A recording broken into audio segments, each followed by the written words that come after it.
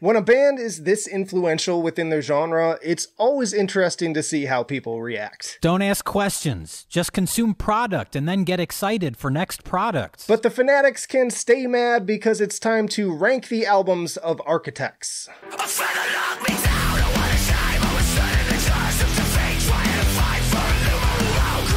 Alright, so we're gonna start at the beginning like we always do with Nightmares in 2006. This is the only album to not have Sam Carter on vocals, instead with Matt Johnson.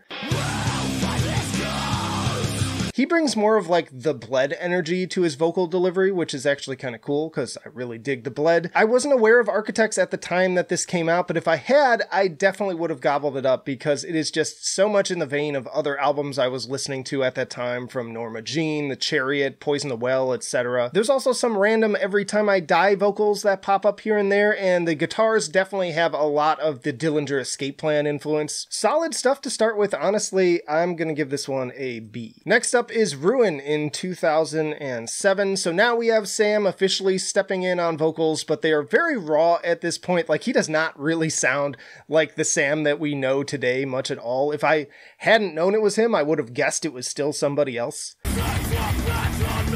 But still pretty impressive that they'd already signed to Century Media at this point, just 2 albums in. Lots of hardcore influences all over the place to the point that it reminds me more of like a Hatebreed album or something. On the other hand, it does sound a bit oversimplified for my taste, if I'm being honest, and I'm not a big fan of Sam's delivery again on this one, but it's still cool to go back and hear just how far he's come, for better or worse. I can kind of hear them toying with the songwriting and trying to find their sound, but I actually kind of prefer the debut for just how concise it is too, because I get bored in a lot of places on this one. So this one going to C tier for me personally. I need an adult! Then we got Hollow Crown in 2009. So here's where you really start to hear that gradual move towards the djent sound that they're most known for, just still more raw with that 2000s metalcore energy. Sam sounds so pissed off, getting absolutely vicious and shrieking his guts out. He still doesn't sound quite like himself, but I like this one a lot better than the previous one. In general, the heavier parts are heavier, and the melodic parts here are much better implemented with kind of an under-oathy energy, especially on tracks like Elegance and We Are All Alone. And I love the crazy drumming on Borrowed Time. I'd call this one a pretty big step up from the previous one overall, and I still enjoy it going back to it now, because I always like to re-listen to them every time I rank them. I'm putting this one at A tier. Next up is The Here and Now in 2011, and this is an interesting one in their discography because it takes a bit of a detour before they really settle into a groove with the next one. Sam continuing his evolution as a vocalist, and I believe I remember reading he actually took vocal lessons in preparation for this one, and you can hear the results in his extended range. But from what I could see, reactions were kind of split, because this is a very sing-song kind of record, especially in comparison to the heaviness of Hollow Crown. Like, they really are sort of like a yin and yang. This one's almost a straight-up like emo album with the focus on singing, and I'm not just talking about his scream singing, like straight-up kind of brand new Taking Back Sunday territory, which personally I really like, since that music was also a big part of my high school experience. So I get why some people might dislike this one, but I have a really great time with it still to this day. And you still get some variety too, with an appearance from Greg Puciato of the Dillinger Escape Plan, but also Comeback Kids' Andrew Neufeld. And I think Stay Young and Year In, Year Out are also a nice segue into the sound we're about to get into on the next album. Like, you can very clearly hear that's the blueprint moving forwards. I really dig it. I kind of waver, honestly, between an A and a B, but I think today I'm feeling a B for this one, a little higher than the debut. Then we have Daybreaker in 2012. So as I've been alluding to, I think this is the game changer album right here.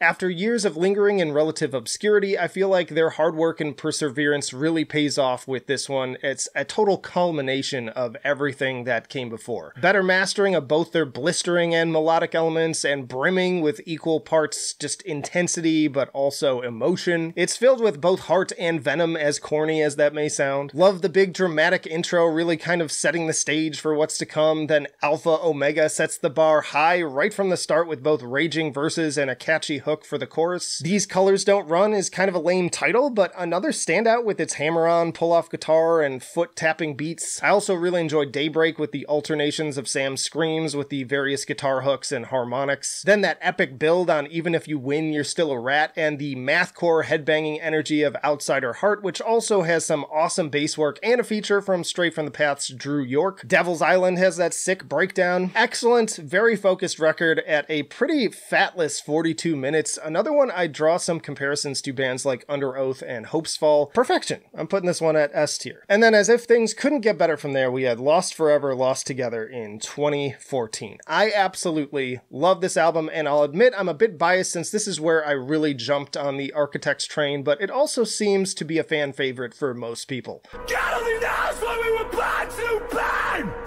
In my opinion, this is just absolutely flawless, one of the best metalcore albums of the 2010s. So many amazing parts. We open with the D-beat and killer riffs of Gravedigger. The choruses are just so anthemic on pretty much every song. Broken Cross is an absolute banger and one of my favorite with that goated intro. And speaking of which, this is a highly quotable album to like meme-worthy levels. Sam cementing himself as having one of the best blechs in the genre. Lots of fun gang vocal moments too, super heavy but also very emotive. Again, even some straight up tearful moments. Like the songwriting is more dynamic, great pacing, the production and melancholic atmosphere are next level. Like so many people ape this style after the fact, and now there's a million Architects clones running around, but this is like the, again, blueprint right here for kind of everything else, and you can't get better than the gang vocals on here too. In terms of favorite tracks, I could list off the entire album. The Devil Is Near, Cancer, Colony Collapse, taking you on this epic emotional journey building to a cathartic climax. Holy shit, I'm gonna come. Youth Is Wasted on the Young is another classic. I have nothing bad to say about this album. Like, no skips for a metalcore album. It may very well be a 10 for me. So another one at S tier at the tip top.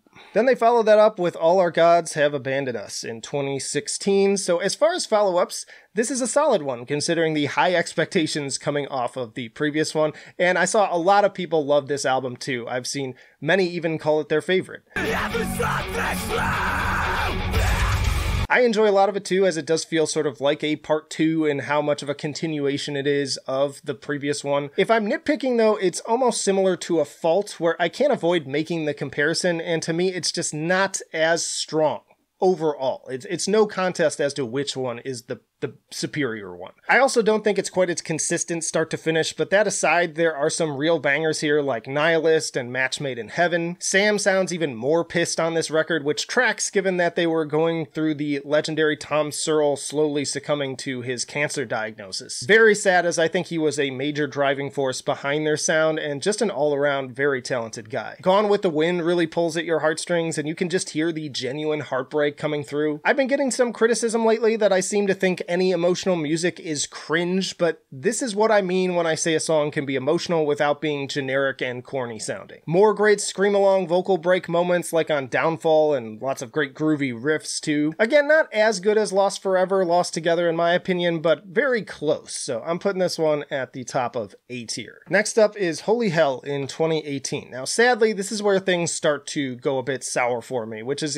again a little bit sad because I wanted to love this album, even just knowing that it comes on the heels of Tom's death and in many ways is a tribute to him. But you hear the changes in songwriting already, and just overall, it just doesn't come together for me. I literally forced myself to listen and re-listen and re-listen over and over and over again, hoping my opinion would change, but it seemed like no matter what I did, it just never fully clicked. Now that's not to say there aren't any great moments like the absolutely tragic Hereafter.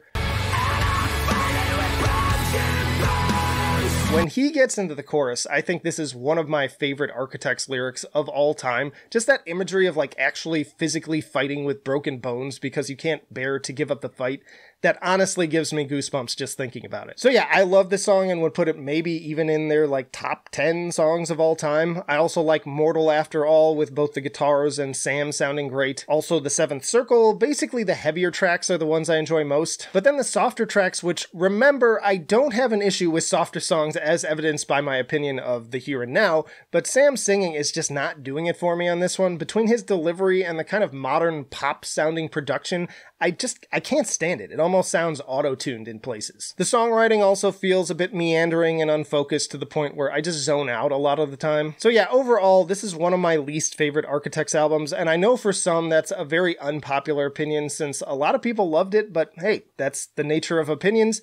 Just makes the discourse more fun if you ask me. So yeah, not terrible, but I am putting it at D tier, and that's not because if I graded it, I would give it a D. I think if it was a standalone review, I'd give it probably more of like a C+, but relatively within the discography, I feel like something needs to go down in those lower tiers. I like to utilize all of them to really differentiate my feelings, and that's where it lands for me.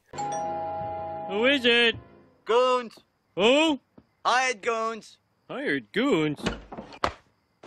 Then we got For Those That Wish to Exist in 2021. I can't believe it's only been a year ago at this point. I actually have a full album review on the channel from when this came out, and man, was this a divisive release. At this point, it seems very clear on this one that, again, Tom was the driving force of their previous songwriting approach, and with him gone, they're now moving forward into something different. Change is always hard, and even though there are a lot of moves here I don't care for, I still respect them for taking some chances and just pressing forwards. Being fair, I think it's kind of a mixed bag in terms of the result. First of all, at 15 tracks, I think this is way too long for what it is, which leads to some clear bloating. But the main topic of discussion at the time was the much more mainstream radio sound they were going for here, which can be pulled off, I think, but in this case led me to coin the term Imagine Dragons Core when I first heard Animals.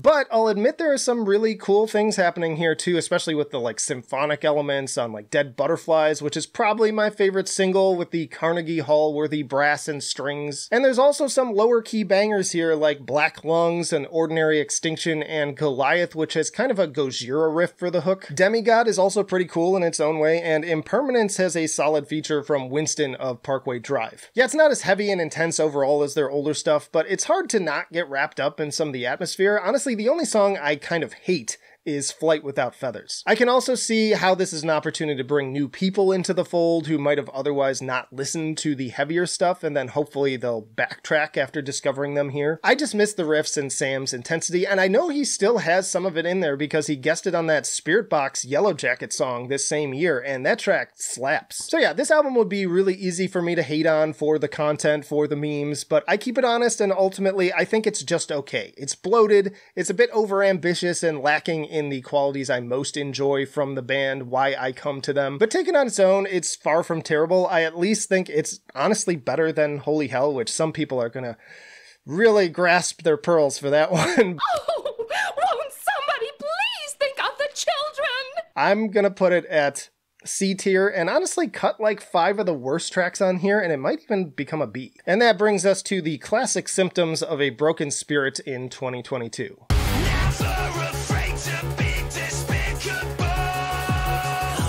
So fast turnaround for a new record, and that always gives me pause going in. And if I had misgivings about the last album from the singles, amplify that by 10,000 with Tear Gas. I may have criticized Animals, but it's still at least a decent middle-of-the-road radio song. Tear Gas is just fucking terrible, in my opinion. Take all the worst tropes of modern metalcore bands going butt rock, and this song serves them up on a steaming platter of shit.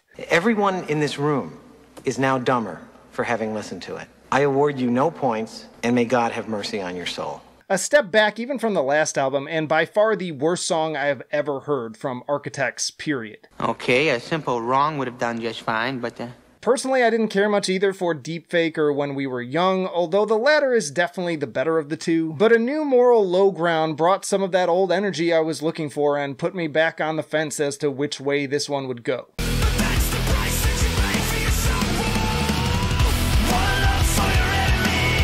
Diving into the deeper cuts, Spit the Bone unfortunately continues down the Imagine Dragons Core trajectory with the poppy drums, bouncy vocals, and overdone electronic elements. I'm sure plenty of people will find these catchy, and to be honest, they do kind of fit on my Metal for Normies video as fair gateway fodder, but it feels corny to me. Contrast that with Spirit Box's Rotoscope, which is also radio friendly, but I find it enjoyable. Anyways, similar notes to Born Again Pessimist, as well as Burn Down My House and Living Is Killing Us, which both feel like a poppier take on Nine Inch Nails synths. Not terrible, but not really my bag either. Doom scrolling is okay. I think this one strikes a better balance, injects some energy, and brings some decent riffs. I also like the big pounding drums in the middle and overall atmosphere. All the Love in the World also has kind of a fun industrialized crunch to it, even if it's ultimately kind of forgettable, and once more, I'm just so over the echoey oh-ohs. I think the only other track besides A New Moral Low Ground that really got me was the closer Be Very Afraid, with those fun little harmonics and easily the heaviest riffs and vocals on the album. Sam really bringing the rage and even dipping into a death metal register.